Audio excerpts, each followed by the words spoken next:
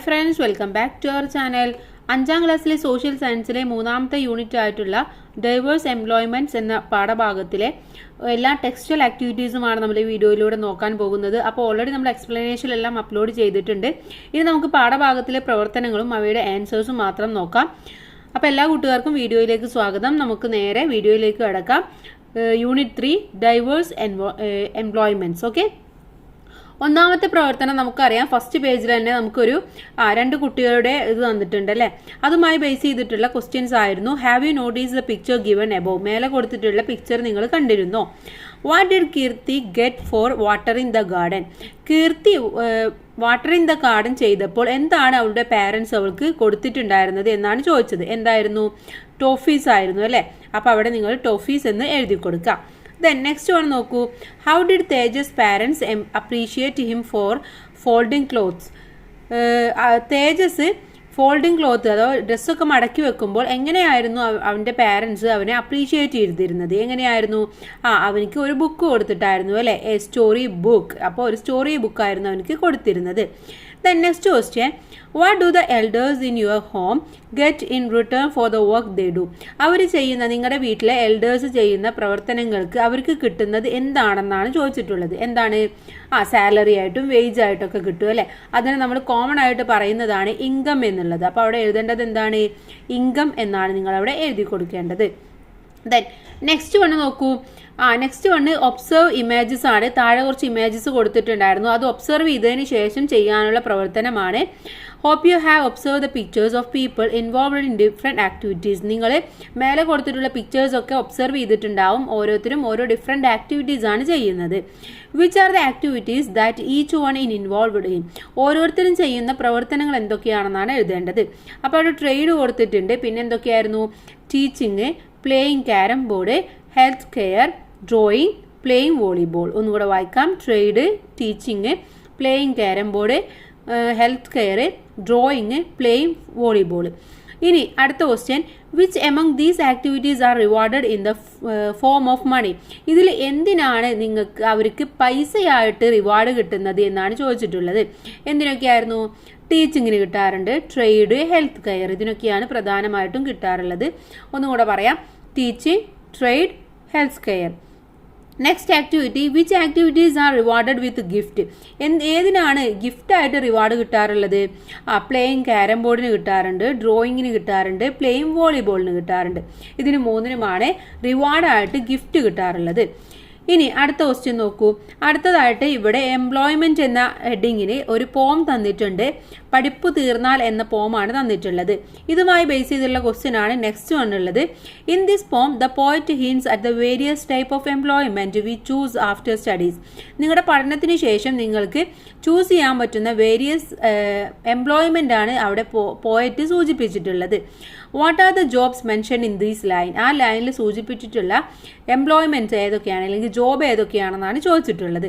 ഏതൊക്കെയായിരുന്നു? Agriculture, trade, teaching, military service. ഒന്നുകൂടെ പറയാം. Agriculture, trade, teaching, military service. Okay. Then next question, what employment do you wish to do in future? നിങ്ങൾ ഫ്യൂച്ചറിൽ എന്താണ് ചെയ്യാൻ ഉദ്ദേശിക്കുന്നത് എന്ന് ചോദിച്ചിട്ടുണ്ട്. അപ്പോൾ കൂട്ടുകാർക്ക് എന്താണോ ആഗ്രഹം അതാണ് അവിടെ എഴുതി കൊടുക്കേണ്ടത്. മറ്റൊരു ക്വസ്റ്റ്യൻ കൂടെ ഉണ്ട്. Is it only physical work that humans do? മനുഷ്യർ എപ്പോഴും ഫിസിക്കൽ ആക്ടിവിറ്റീസ് മാത്രമാണോ ചെയ്യാറുള്ളത്? അപ്പോൾ അവിടെ ആൻസർ എന്താണോ? അവിടെ ഫിസിക്കൽ ആക്ടിവിറ്റി മാത്രമല്ല, മെൻ്റലിയും വർക്ക് ചെയ്യാറുണ്ട്. ദെൻ നെക്സ്റ്റ് നമുക്ക് ഈ ഒരു ഡയഗ്രമാണ് കംപ്ലീറ്റ് ചെയ്യാനുള്ളത്.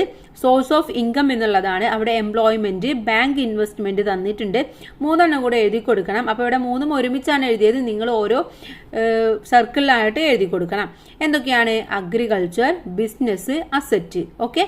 അപ്പോൾ സോഴ്സ് ഓഫ് ഇൻകം എന്നുള്ളത് employment, bank invest, agriculture, business, asset. Then next നോക്കൂ. ഡിഫറെൻറ്റ് എംപ്ലോയ്മെന്റ്സ് എന്നുള്ള ടോപ്പിക്കിലുള്ളതാണ്. Observe the pictures. താഴെ ഒരുപാട് പിക്ചർ തന്നിട്ടുണ്ടായിരുന്നു. അതിന് ബേസ് ചെയ്തിട്ടുള്ള ക്വസ്റ്റ്യൻ ആണ്. Look at the pictures given above. മേലെ കൊടുത്തിട്ടുള്ള പിക്ചേഴ്സ് ഒക്കെ നോക്കുക. What employments are seen in the picture? ആ പിക്ചറിൽ കാണുന്ന എംപ്ലോയ്മെന്റ്സ് എന്തൊക്കെയാണെന്നാണ് എഴുതേണ്ടത്. ഒന്ന് ടീച്ചിങ്, പിന്നെ farmer, animal husbandry, driver, doctor, advocate. ഒന്നും കൂടെ പറയാം. Teaching, farmer, animal husbandry, driver, doctor, advocate. Okay. Next, Complete the table given below by classifying the employments found in your surroundings into agricultural and non-agricultural.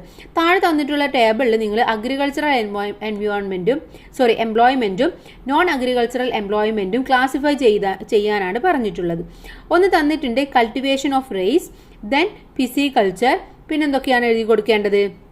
പിന്നെ നമുക്കവിടെ poultry farming, then floriculture, apiculture, ഇത് മൂന്നും നിങ്ങൾക്ക് അവിടെ എഴുതി കൊടുക്കാം. Next non agricultural എൻവയോൺമെൻറ്റിൽ business, building construction, then teaching, engineer, doctor, okay, ഇതും നിങ്ങൾക്ക് എഴുതി കൊടുക്കാം. കൂടാതെ നിങ്ങൾക്ക് മാനുഫാക്ചറിങ്ങോ ബാങ്കിങ്ങോ എന്ത് വേണമെങ്കിലും നിങ്ങൾക്ക് എഴുതാവുന്നതാണ്.